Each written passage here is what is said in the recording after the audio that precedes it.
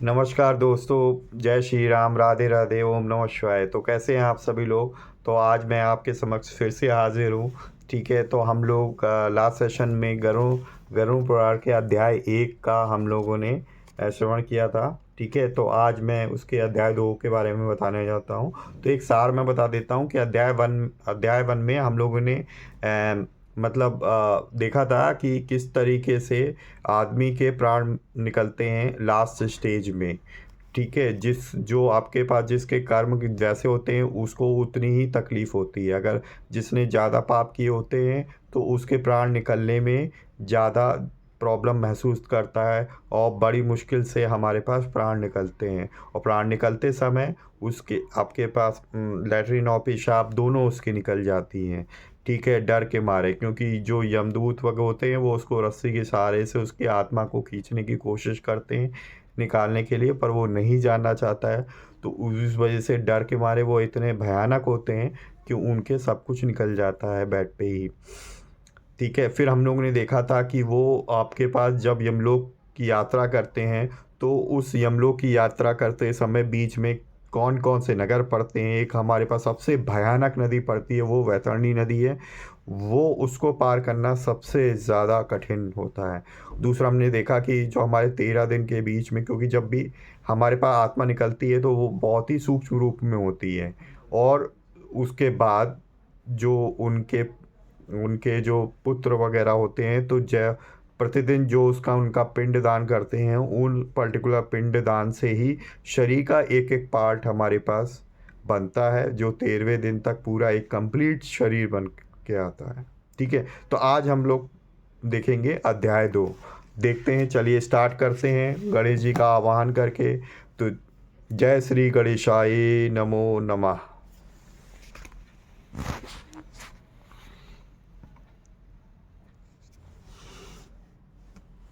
जय श्री गणेशाय नमः।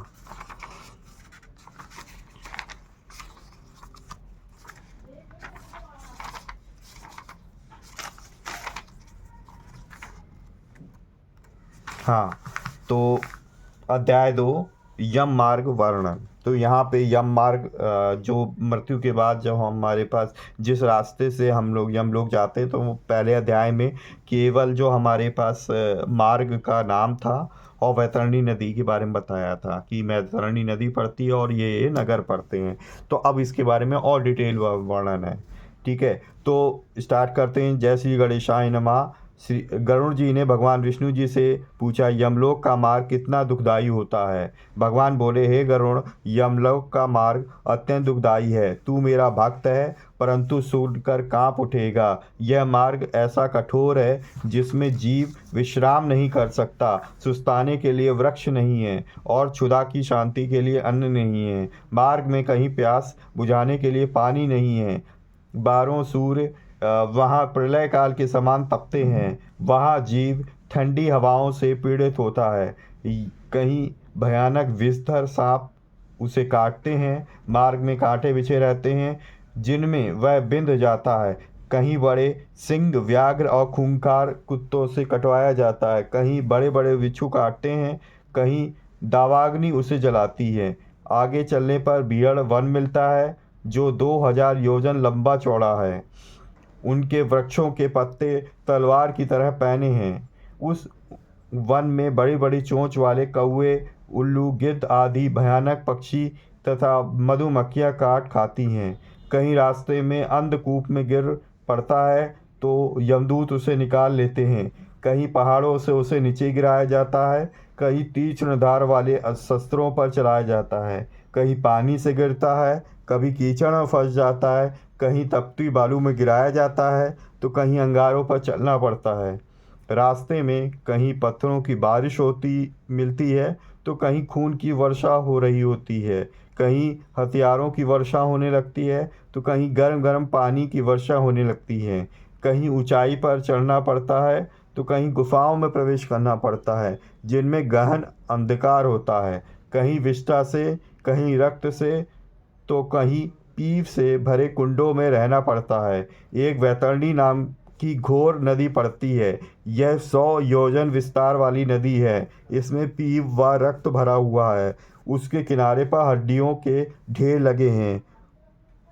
उसमें बड़े बड़े घड़ियाल रहते हैं। मांस खाने वाले सैकड़ों प्रकार के पक्षियों का इसमें निवास है। इस भयानक नदी को जीव को पार करना होता है, जिसे पापी पार नहीं कर सकते। पापात्मा शैवाल में फंस जाते हैं। बड़े बड़े शोले उठते दिखाई देते हैं। यह वैतरणी नदी सुई की भांति मुख वाले कीड़ों से भरी हुई है। उस नदी में जैसे ही पापी जीव पड़ते हैं, वैसे ही हाहाकार करने लगते हैं। हे हाय भ्राता, हाय माता, हाय पिता करते रहते हैं। भूख प्यास भी उन्हें व्याकुल करती है।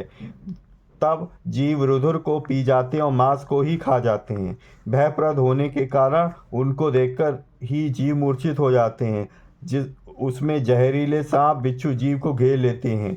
उसकी रक्षा करने वाला कोई नहीं होता। उस नदी के भीतर सैकड़ों हजारों चक्कर लगाते लगाते जीव पाताल में चला जाता है और क्षण भर ठहर कर फिर ऊपर आ जाता है।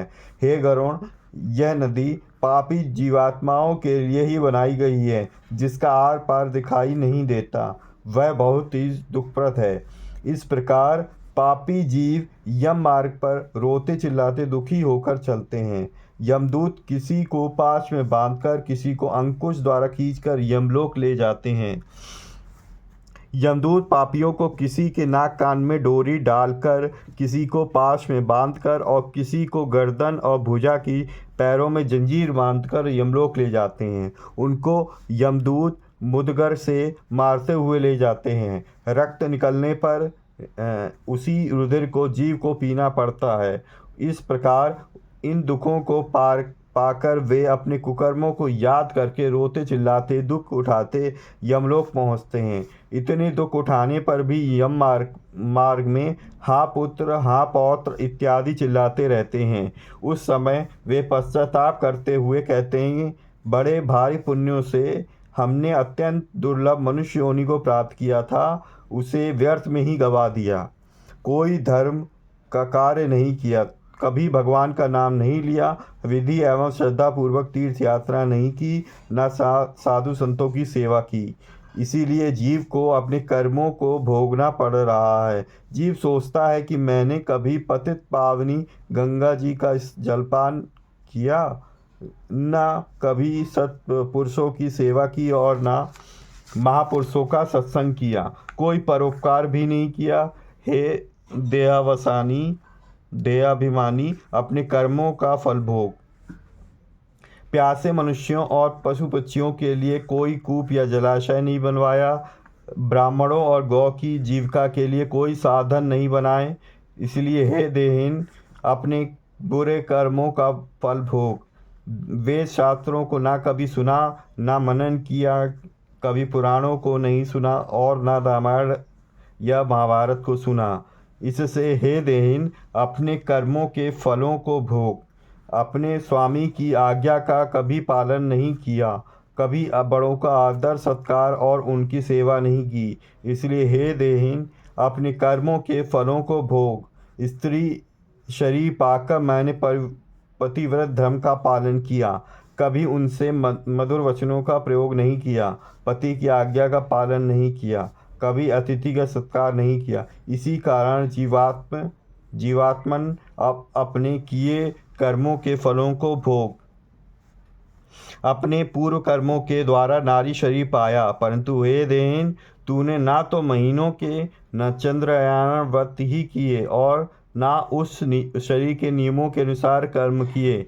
इस प्रकार अनेक विलाप करता हुआ स्त्री पुरुष जीव अपनी पूर्व देव को स्मरण करता हुआ हाथ मल मल कर कहता है कि मनुष्य शरीर मुझे अब नहीं मिलेगा। ऐसा कहता हुआ जीव यम मार्ग में जाता है। वह प्रेत रूपी जीव 17 दिन तक वायु के समान चलता है और 18वें दिन सौम्यपुर नामक नगर में पहुंचता है। वहाँ पर बहुत से प्रेत रहते हैं। वहाँ पुष्पभद्रा नदी है। पुरदर्शन नियग्रोथ वहाँ का राजा है। यहाँ पर जीव थोड़े समय के लिए विश्राम करता है। यहाँ पर वह अपनी स्त्री पुत्र आदि को याद करके चिंता में डूब जाता है।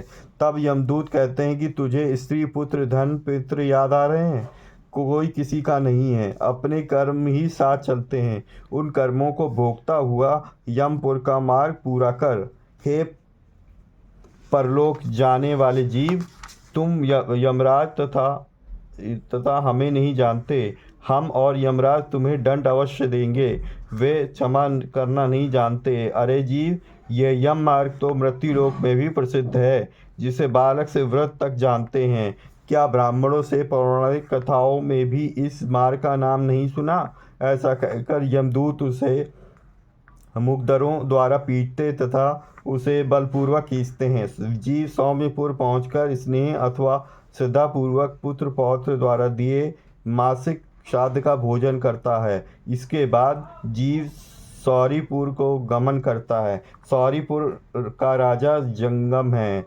जीव जैसे ही उसे देखता है तो भय से कांप उठता है। जहाँ भी जीव कुछ देर आराम करता है, इस पुर में पहुंचकर त्रिपाक्षिक श्राद्ध में दिए हुए पिंडदान का अन्न जल वह ग्रहण करता और नगेंद्र भवन के लिए चल पड़ता है। नगेंद्र भवन में एक भयानक वन है।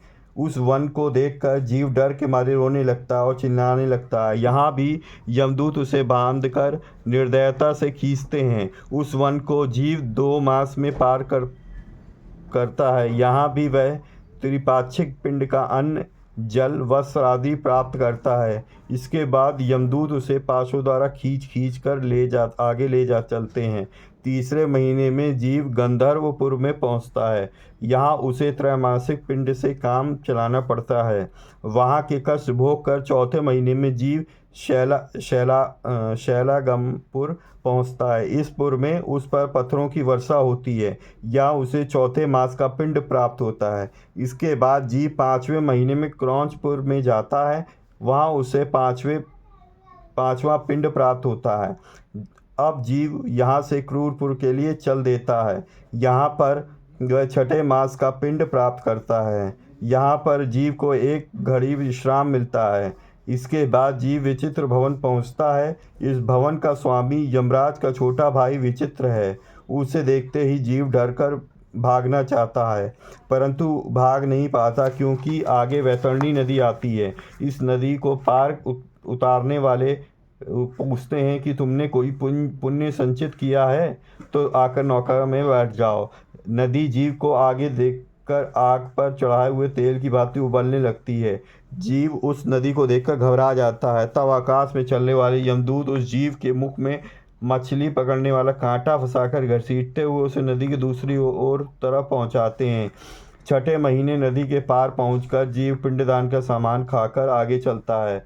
7वें महीने में जीव वाहपद नामक नगर में पहुंचता है। वहां पुत्रों द्वारा 7वें महीने के लिए श्राद्ध दान आदि को खाकर तृप्त होता है।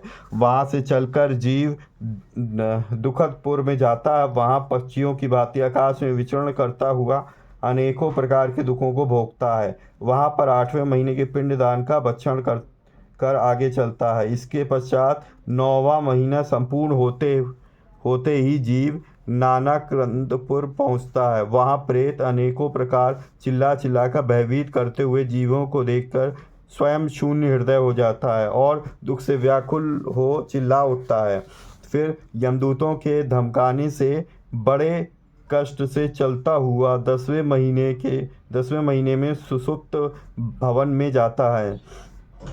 वहाँ पिंड दान को भोगकर 11वें महीने की समाप्ति पर रौद्र नगर में पहुँचता है। 11वें मास के दिए श्राद्ध जल आदि का भक्षण कर 11.5वें महीने में पयोवर्षणपुर में जाता है, जहाँ जीवों को दुख पहुँचाने वाले मेघ बरसते हैं। उस पुर में न्यूनाधिक पिंड को दुख पूर्वक खाता है। वर्ष पूरा होते होते वह प्राणी सीताढ्य नामक नगर में जाता है। जैसा कि नाम से ही स्पष्ट है, वहाँ हिमालय से भी 100 गुना अधिक शीत पड़ता है। शीत और भूख से पीड़ित प्राणी 10 दिशाओं में इधर उधर देखता है कि क्या यहाँ कोई मेरा बंधु है जो हमारे इस कष्ट को दूर करे। तब यमदूत कहते हैं कि हे जीव, पुण्य तुमने किए ही नहीं जो इन दुखों का निवारण कर सके। तब वहाँ 12वें मास के पिंडदान को भोग कर धैर्य धारण करता है और इस प्रकार वर्ष के अंत में यमलोक के समीप बहुभीतिपुर में पहुंचकर पूर्व के मिले हाथ भर के शरीर का त्याग करता है। कर्मों के फल के भोगने हेतु अंगुष्ठ मात्र यात्रा शरीर पाकर यमदूत के संग जाता है। हे कश्यप नंदन गरुण, जिन लोगों के मरने से पूर्व परलोक सुधार के निमित्त तनिक भी दान नहीं किया, धर्म संचय नहीं किया, वे इस कारण यमदूतों के दृढ़ बंधनों से बंधे यमदूतों द्वारा कष्ट भोगते हैं। हे गरुण, धर्मराज जी की उस पुरी में 4 द्वार हैं, उनमें से मैंने तुम्हें दक्षिण मार्ग का हाल बताया है। ऐसे घनघोर महाघोर मार्ग में क्षुधा और प्यास से पीड़ित हो प्राणी दक्षिण द्वार से यमपुरी जाता है। तो देखा आप लोगों ने, पूरा हमारे पास यम मार्ग का वर्णन विस्तार से दिया गया है। ठीक है, तो इसमें जब भी हमारे पास, तो हम आगे की कहानी है, तो जैसे हमारे पास यमदूतों द्वारा जब आत्मा को पाश में बांध कर ले जाया जाता है, तो उसमें बताया गया है कि किस तरीके से कौन कौन से नगर, जो हमने नाम पढ़े थे उसमें बताया गया कि आपके पास कैसे उसकी यात्रा शुरू होती है। पहले दिन से कौन कौन से नगर में जाता है, वहाँ पे कितने समय की यात्रा होती है और हर एक नगर का कौन राजा है। ठीक है, और आपने देखा कि रास्ते में भयावह जंगल भी पड़ते हैं। ठीक है, भयानक प्राणी मिलते हैं, भयानक वन मिलते हैं। ठीक है, बिना कुछ खाए पिए सब ऐसे ही जाना पड़ता है। जो भी रास्ते में मिलता है, इवन अगर आप खून भी बह रहा है तो उसे अपने खून को ही पीना पड़ता है। ठीक है, अगर कोई मांस मिलता है तो उसे वही खाना पड़ता है। तो ऐसे वो रोता बिलखता अपने परिवारजनों को याद करता हुआ यमदूतों द्वारा घसीटे जाने पर वो चलता चला जाता है। रास्ते में वैतरणी नदी भी पड़ती है, जो कि इतनी भयानक होती है। तो जो नौका पार कराने वाले होते हैं वो पूछते हैं कि आपने कोई पुण्य किया हो तो आके बैठ जाओ। ठीक है, तो जिन्होंने पाप किए होते हैं उनको नदी के अंदर इतनी भयानक चीज़ें दिखती हैं कि वो नौका तक जा ही नहीं पाते हैं। ठीक है, तो फिर यमदूतों द्वारा उसको जो है मछली के कांटे से मुंह में दबाकर खींच के जो है ना उनको पार कराते हैं, और वो दक्षिण द्वार से यमपुरी में जाके पहुंचते हैं। तो ये पर्टिकुलर सार था हमारे पास अध्याय 2 में। तो नेक्स्ट सेशन में हम लोग अध्याय 3 पढ़ेंगे। आशा है ये वीडियो आप लोगों को अच्छी लग रही हो।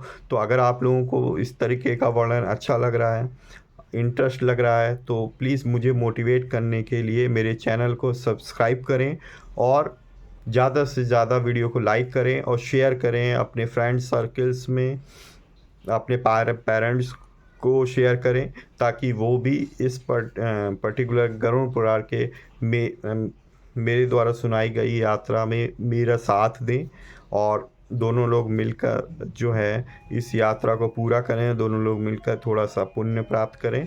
तो तब तक के लिए जय श्री राम, राम राम।